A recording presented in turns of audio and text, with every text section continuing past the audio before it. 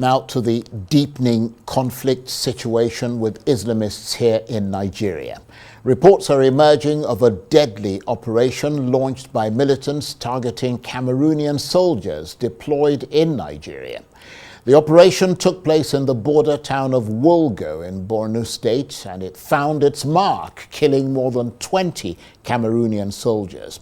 Local security sources said the attackers were from the militant Islamic State group, or ISWAP, and in what appears to be a coordinated assault by ISWAP fighters and Boko Haram insurgents, another attack was launched on a military base in Wajiroko, also in Borno State, killing several Nigerian soldiers and overrunning the base. It's not clear whether the army has regained control. What is clear is that far from being weakened, Boko Haram and ISWAP have been stepping up their attacks on military and civilian targets. So, how worried should we be? Well, for more on this, I'm joined now on the line from Kaduna by the former commander of the UN and AU Military Intervention Force in Sudan, General Anthony Atolagbe, who's also the former commander of Operation Safe Haven. So, General, thank you very much indeed for joining us. What do we know about these attacks? I understand that both of them took place a day apart in Borno State. Let's start with the one in the border town of Wulgo, which I understand was under the command of Cameroonian soldiers who are part of the Multinational Joint Task Force. Thank you very much. There are certain things we need to know about war fighting. The first thing is that, and it's taught across all military institutions, that the adversary is also as trained as yourself.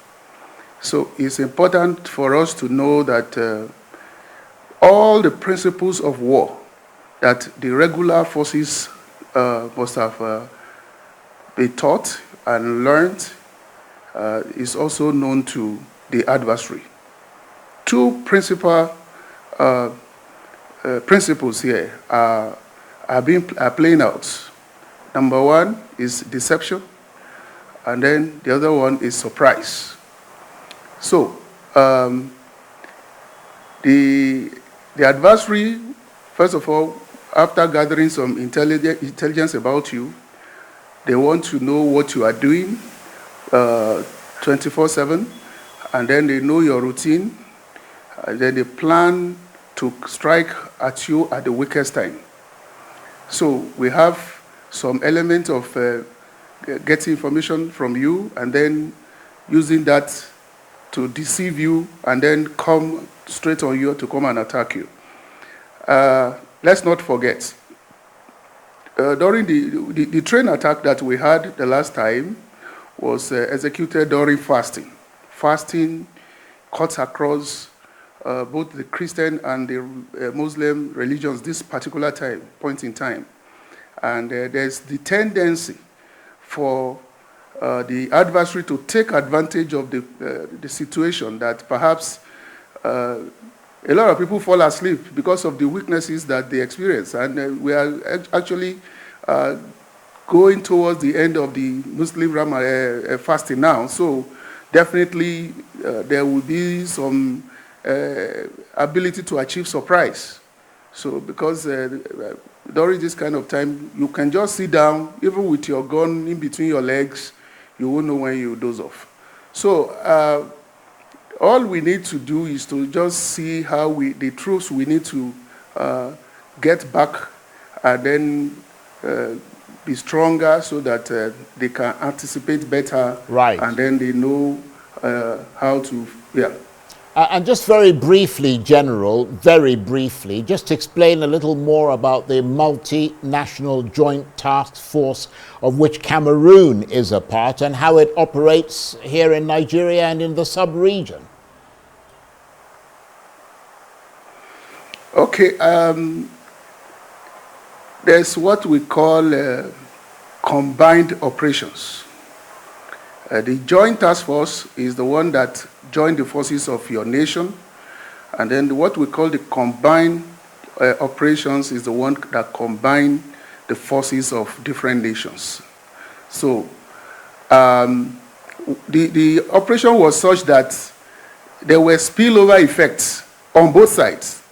So, and then it came to a point that the troops of, it could be heavy, it could be heavier on one side across the border, to the extent that when you already know that if the adversary should overwhelm on this side, definitely is going to flow towards, across the border to your own end. So the forces had to come together and operate together.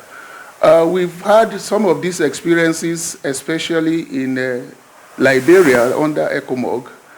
The Guineans had some very good artillery weapons that we had to use to support the Nigerian forces in carrying out some of our operations. So it was just, it's commonplace to find such forces coming together to operate together and to see how they can use the combined effort of the forces to overwhelm the adversary. So, it's just, it's a routine, it's like something that is permissible. And, well, thanks for that explanation. And the deaths of so many Cameroonian soldiers, we understand there's more than 24 of them were killed in that attack. Is that likely to change anything in this fight against the militants? Might Cameroon become, for instance, more reluctant to commit troops to the Joint Task Force? Well, it doesn't happen that way, and it's not the job of even the commanders to take such decisions. Decisions are taken at very strategic level to launch troops into operations. But what I would say is that before now, I think there was some level of containment and ability to ward off some of these attacks. So, like I said, they must have just taken advantage of the current situation and to just launch these attacks on the troops. What we always do is to do a kind of assessment. We call it after-action review. You do an after-action review. After you have done that, you now carry out what we call a lessons learned collation. You collate all the lessons you have learned, where was actually the gap, and then what actually must have been responsible.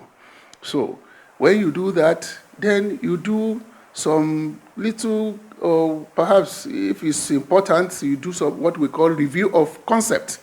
So the concept of operations will have make the troops to align alongside certain fronts. So if you feel that they had perhaps used a particular route or maybe at a location that perhaps is not well manned or thinly manned, then you might need to either position men or to find how you use maybe some cameras to have some good and clear view of those areas so that you don't get such surprises. So it happens, and then all we really need to do is to re-strategize and see how you can contain such a this. Normally, it's all about what we call early warning. Early warning and intelligence gathering is quite important and is critical to all these military operations. Now let's turn to the other attack, which we're told took place in Wajiroko, also in Borno State, where the militants are said to have overrun an army forward operation base. First of all, what is a forward operation base? Okay. A forward operation base is usually, like you say, is forward. They are detached and they are well equipped to carry out operations. They are usually deployed one, to delay if perhaps the troops are coming on them. Number two, they can also be used to lead as an advancing force, a kind of vanguard leading, such that they first feel the impact of the attack before they are able to come towards the major force. And if there is an operation you want to launch into maybe an adversary territory, a forward operation base is a place where you concentrate such forces, where you can now carry out such operations. So now, I think perhaps some elements of intelligence was maybe lacking, or the enemy must have taken advantage of something that perhaps they must have been observing such things as their routine, but then there are times that you just, like, okay, for instance, you notice that at about the wee hours of the morning, people are going to have shower and going to have breakfast and things like that. So those are the kind of things that, those kind of periods that, or definitely people are sleeping, or not everybody is at alert at about 3 a.m., 4 a.m. Those are the kind of, and the one in Wajiroko, I think, there were two sources. One said it was at 2100 hours, that's 9 p.m., and another reliable source said it was at 3 a.m. So those are the kind of things they take advantage of, carry out surprises on on own troops, but then I'm sure they will wake up this time and then be able to prevent this kind of thing taking place again. Well, I mean, the problem is that this kind of thing has been taking place with increasing frequency. I mean, for months we've been told that a combination of assaults by the Nigerian military and internal fighting within the militant groups has severely weakened both Boko Haram and ISWAP. But since late last year into this year, we appear to be seeing the two groups stepping up their attacks on military and civilian targets in Borno State. I mean, what's your assessment of that? Okay, one thing we also need to realize about this is that the adversary is also re-strategizing every time. They are recruiting, they are collecting more weapons, and the financing is also going on, because without those kind of this thing, they will not be able to sustain the momentum. So we should just know that as part of at the higher level of command, especially at the strategic and the operational level, commanders need to realize that no matter the level of successes that you are achieving, there are other efforts that have been put in place by the adversary to continue to engage and to continue to strategize, to continue to review their concept, to continue to, pile up the attacks so that they don't give you any time to rest at any point. And those areas that are being considered by commanders from time to time.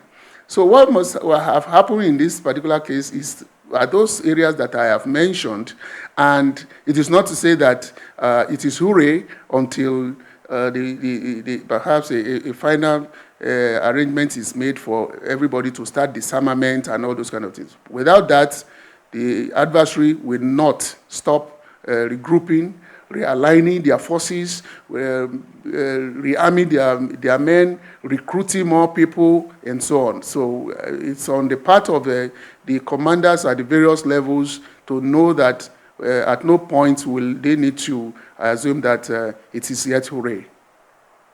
Right, and very briefly, General, and we do thank you for your time.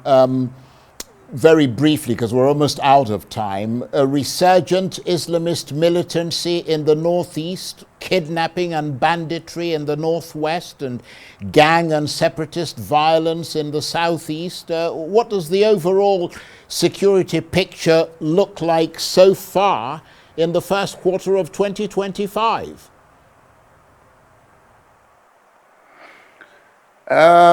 Well, from a personal perspective this time, I want to say that the way the manner in which we are taking steps to stop these activities, to me, conforms with what any military commander will want to say. It's in line with normal operational, strategic, and operational and strategic control that is required. What am I saying? Before now, we didn't have the level of aircraft that we have, these fighter aircraft that help us to pound the enemy positions. Today, in the attack that took place in Cameroon, one of the information has it that they had actually used some drones to lead their assault on that position. And if you check today, in any in any UN peace enforcement or peacekeeping operations deployment, every battalion that is deploying today is compelled to have a drone unit. And to the best of my knowledge, if we have to deploy troops to any of those missions, we are supposed to have such elements. So it's just important because I know that there are some of our battalions now that have their own drone units that are deployed in some of these areas. So I'm trying to say that we are having some improvements in the equipping of the troops. It's just that perhaps it will gain some momentum to the extent that it will be able to sustain its combat readiness and a timely response to some of these attacks. So I want to think that instead of us taking aircraft from Borno, taking it to Yola, taking it to Kaduna, in order to, now with the number of aircraft that are being inducted into missions, right, they can, the reaction time will be faster now. Okay. So that's what that's just my own assessment. Things will get better, and I know that, yeah, please, go ahead. Well, we appreciate that assessment, and we appreciate the time that you've taken to talk to us. Very, very interesting and illuminating, your assessment there. General Anthony Atolagbe is the former commander of the UN and AU Military Intervention Force in Sudan. He's also the former commander of Operation Safe Havens, and he was talking to me on the line there from Kaduna. Thank you very much indeed. That's it for this edition of Arise Prime Time. Join us again tomorrow. From me and the entire team here in Abuja and Kaduna, bye-bye, and thank you for watching.